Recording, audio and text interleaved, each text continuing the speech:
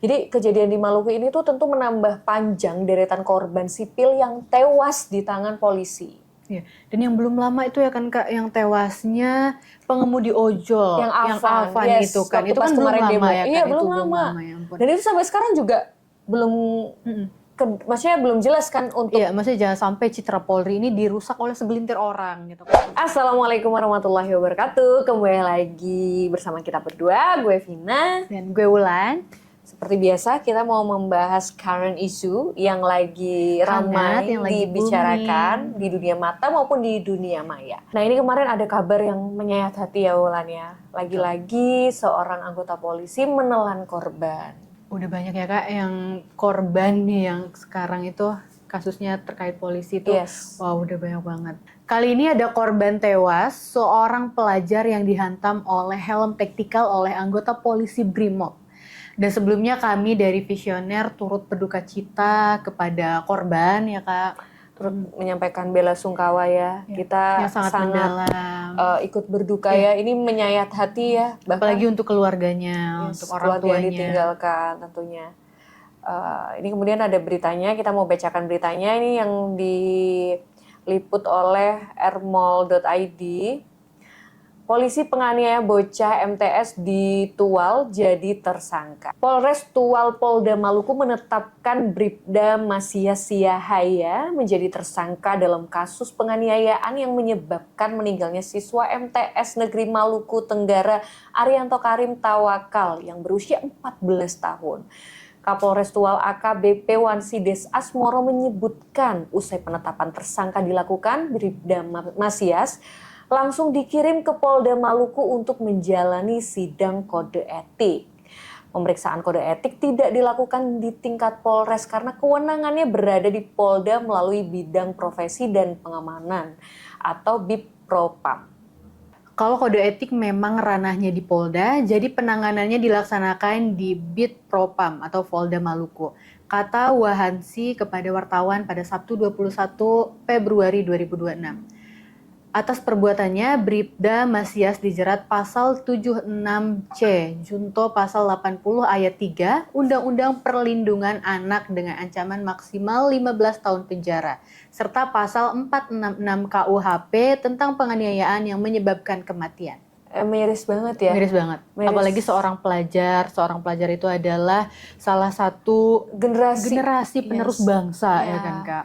Dan sangat memprihatinkan di mana anak seusia sekecil itu harus mendapatkan perlakuan yang tidak layak gitu ya, sampai tewas apalagi. Apalagi itu menggunakan helm gitu kan Kak. Aku membayangkan gimana bukan kondisinya. Bukan lawan yang sepadan. Gimana kondisi keluarganya saat ini. Pasti terpukul dan tidak bisa digambarkan dengan kata-kata lah ya, itu gimana sedihnya. Jadi kejadian di Maluku ini tuh tentu menambah panjang deretan korban sipil yang tewas di tangan polisi. Iya. Dan yang belum lama itu ya kan Kak, yang tewasnya pengemudi ojol, yang Afan yes, itu kan. Itu kan belum lama demo. Ya kan. Iya, belum lama. Ya dan itu sampai sekarang juga belum... maksudnya belum jelas kan untuk... Iya, maksudnya jangan sampai citra Polri ini dirusak oleh segelintir orang gitu kan, kasihan ya kan. Satu itu sih jadi kena dampaknya. Kena dampaknya. Ya harusnya memang ada standar pengamanan yang dilakukan jika ada kasus kerusuhan, demo atau tawuran. Ini menjadi PR besar ya bagi institusi Polri untuk pembenahan secara total bagaimana mereka seharusnya bisa lebih lebih tertib dan jelas SOP-nya di lapangan gitu loh. Kan kalau ada kekerasan-kekerasan kayak gini jangan sampai akan banyak korban-korban sipil lainnya gitu loh. Iya. Ya jangan sampai lah ya ada korban yang seperti ini lagi. Kita sebagai masyarakat itu kan resah banget, apalagi kita sebagai masyarakat itu kan mengadu ke Polri gitu. Setidaknya Polri memberikan kebijakan-kebijakan yang bagus untuk masyarakat. Harusnya bisa mengayomi. Ya.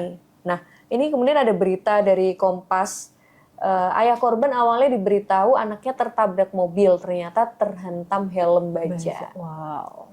Kronologi kejadian menurut pengakuan ayah korban. Pada Kamis 19 Februari 2026 pagi, NKT usia 15 dan adiknya AT usia 14 pergi masing-masing mengendarai sepeda motor. Sekitar 10 menit, NKT pulang dalam keadaan terluka, mengatakan adiknya dipukul Brimob. Ayah korban, Rizik Tawakal, pergi ke lokasi kejadian yang berjarak 1 km dari rumah. namun AT sudah dibawa ke rumah sakit. Di rumah sakit, AT terluka parah. Rizik diberitahu bahwa AT tertabrak mobil polisi, namun Rizik tak dapat memastikan penyebabnya karena anggota yang mengantar sudah pergi. Rizik pergi ke asrama Brimob, NKT mengaku hafal dengan wajah anggota yang memukul AT. Di asrama Brimob, NKT menunjuk Bribda Masias Yahya sebagai pelaku, namun tuduhan itu disangkal. Rizik dan NKT kembali ke lokasi kejadian dan menemukan bagian helm taktikal. Pada pukul 13.00 WIT, AT dinyatakan meninggal dunia. Masih dari sumber Kompas.com, kronologi kejadian menurut polisi, Regu Patroli Satuan Brimob Kompi 1 Batalion C melaksanakan tugas patroli pada pukul 22 hingga pukul 6 pagi waktu Indonesia bagian timur. Kemudian pukul 2 dini hari waktu Indonesia bagian timur, anggota pergi ke wilayah Viditan setelah menerima laporan keributan. Di lokasi kejadian, anggota termasuk Bribda Masias Yahya membubarkan balap liar. 10 menit berselang melaju 2 sepeda motor yang dikendarai AT dan NKT dengan kecepatan tinggi. Bribda MS mengayunkan helm taktikal mengenai pelipis AT hingga terjatuh. NKT ikut terjatuh karena tertabrak motor yang dikendarai oleh AT. Nah itu tadi ya. Miris ya Kak? Miris banget ya. Kenapa harus dengan cara seperti itu gitu kan? Ya, aku mau baca komentar netizen dari Eksan557. Ingat kasus Gama yang difitnah, tawuran, ternyata tidak tawuran. Bahkan Kapolres Semarang pamer barang bukti senjata tajam dan itu semua fitnah.